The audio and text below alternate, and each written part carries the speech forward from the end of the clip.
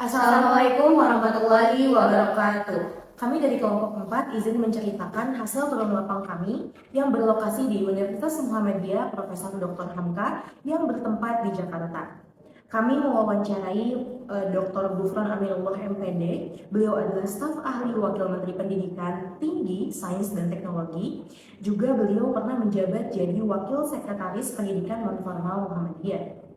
Nah, untuk judul penelitian kami adalah Strategi Universitas Muhammadiyah dalam Regenerasi Kampus hingga Mancanegara. Teori yang kami ambil adalah teori komunikasi organisasi. Kenapa kami mengambil teori ini? Karena strategi Universitas Muhammadiyah Profesor Dr. Hamka dalam regenerasi kampus hingga mancanegara ini meliputi semua aspek yang berlangsung di dalam sistem organisasi yang memiliki proses komunikasi internal dan juga eksternal. Maka itu adalah inti dari teori komunikasi organisasi.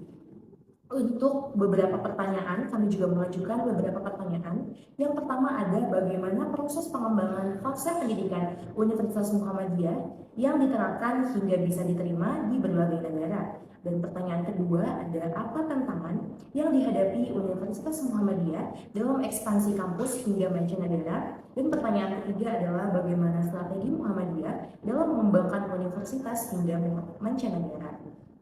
Nah,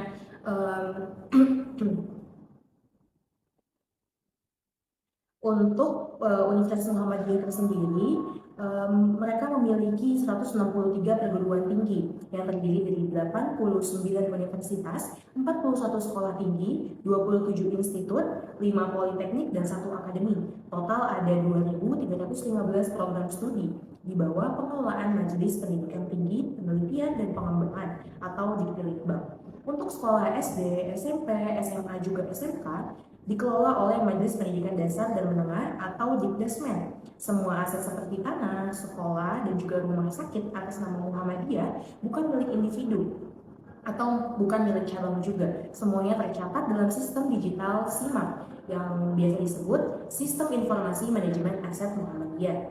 Untuk internasionalisasi Muhammadiyah, di sini ada Universitas Muhammadiyah sudah membangun Universitas Muhammadiyah Malaysia atau yang biasa disebut UMAM yang berada di Perlis. Yang kedua, Universitas Muhammadiyah Australia College atau MAC yang berada di Victoria, Australia. Ini bagian dari program internasionalisasi Muhammadiyah, amanat dari Muktamar, Makassar, dan juga Solo. Muhammadiyah memiliki cabang luar negeri bernama PCIM atau yang biasa disebut Pimpinan Cabang Istimewa Muhammadiyah, dan untuk wilayah bagian disebut PRIM. Nah, untuk PRIM itu ada contohnya PRIM New York, dan tujuannya adalah untuk memperluas radius dakwah Muhammadiyah, membawa wajah Islam yang sejuk, moderat, dan juga tidak ekstrim. Maka akan dikenal dengan istilah Islam wasatiyah. Dan yang poin selanjutnya adalah ciri dan prinsip ajaran Muhammadiyah.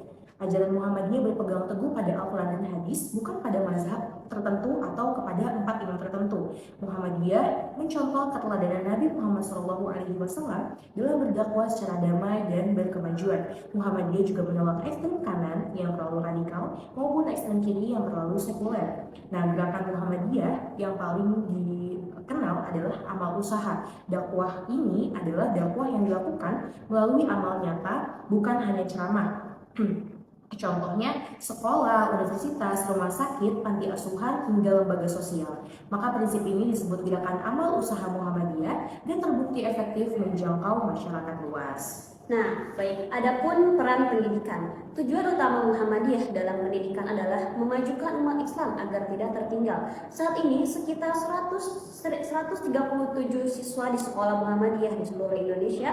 Kehadiran Muhammadiyah di daerah terpencil seperti Teluk Bintulu di Papua menjadi bukti komitmen menghadirkan pendidikan bagi semua. Dan adapun inovasi dan modernisasi, Muhammadiyah memiliki kalender hijrah global tunggal atau KHGT, hasil kesepakatan ulama dunia di Turki. Akibatnya, waktu sholat subuh Muhammadiyah lebih lambat 18 menit dibandingkan kalender hijriah biasanya.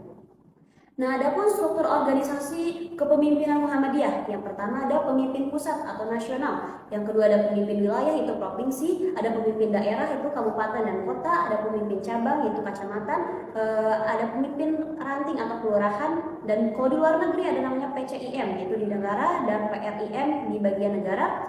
Ada juga organisasi pendukungnya disebut ortom atau organisasi otonom seperti Aisyah yaitu ada ibu-ibunya, dan Nasionatul Asia yaitu remaja putri, ada IM yang diikuti oleh mahasiswa, dan ada IPM yaitu pelajar, tapak suci yaitu silat, dan ada Hizbul Wathan yaitu kepanduan. Adapun nilai kaderisasian Semboyan Muhammadiyah yaitu hidupilah Muhammadiyah, jangan cari hidup di Muhammadiyah. Para pengurus Muhammadiyah tidak digaji, mereka berkhidmat secara sukarela. Hanya pegawai di amal usaha yaitu guru, dosen, dan tenaga medis yang mendapatkan gaji. Karena keikhlasan dan kemandiriannya, Muhammadiyah kini menjadi Noah Islami terbesar keempat di dunia dan satu-satunya tim medis non pemerintah Indonesia yang diakui WHO lewat MDMC, Muhammadiyah Disaster Management Center. Nah, kesimpulan umumnya adalah wawancara ini menunjukkan bahwa Muhammadiyah adalah gerakan Islam yang moderat, berkemajuan, dan global dengan strategi dakwah berbasis pendidikan dan amal sosial. Kekuatan umat utamanya ada pada ketulusan kadar dan terregulasi dan visi kemanusiaan universal. Selanjutnya yaitu kondisi umum Muhammadiyah dan kampus internasional. Jadi Muhammadiyah memiliki banyak universitas, salah satunya yaitu UHAMKA. Nah, dan di beberapa daerah seperti Papua, sekitar 90% mahasiswanya beragama Kristen. Meskipun begitu, kampus Muhammadiyah tetap inklusif dan terbuka untuk semua agama. Nah, prinsipnya menghadirkan Islam yang ramah dan moderat, bukan yang eksklusif. Kampus Muhammadiyah di luar negeri, Muhammadiyah sudah punya kampus di Australia dan Malaysia. Kampus di Australia berjarak sekitar 100 meter dari University of Melbourne dan dikenal karena konsepnya World Class University. Tujuannya adalah membuat kampus Muhammadiyah diakui di tingkat dunia, masuk peringkat 500 sampai 1000 universitas terbaik. Agar bisa diakui, kampus perlu memenuhi standar seperti akreditasi internasional atau BANPT dan lembaga luar negeri.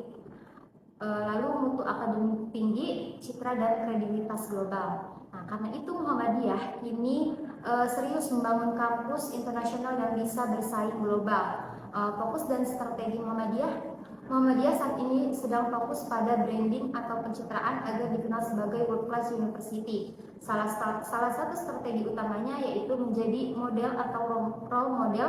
Kampus Muhammadiyah harus menjadi contoh universitas Islam modern yang unggul. Smart classroom, kelas didesain modern dan menarik seperti di kampus-kampus di Australia. Nah, tujuannya supaya kampus Muhammadiyah bisa menjadi role model pendidikan Islam yang berkelas dunia, tapi tetap berkarakter Islami dan terbuka. Nah, kesimpulannya yaitu Muhammadiyah ini menjelaskan bertransportasi menjadi jaringan pendidik Islam berkelas internasional. Meski berlandaskan nilai-nilai Islam, Muhammadiyah tetap inklusif, terbuka untuk semua kalangan, dan ingin menjadikan kampus-kampusnya sebagai pusat pendidikan unggul, modern, dan juga mendunia. Demikian hasil dari turun lapangan kami. Sekian, wassalamualaikum warahmatullahi wabarakatuh.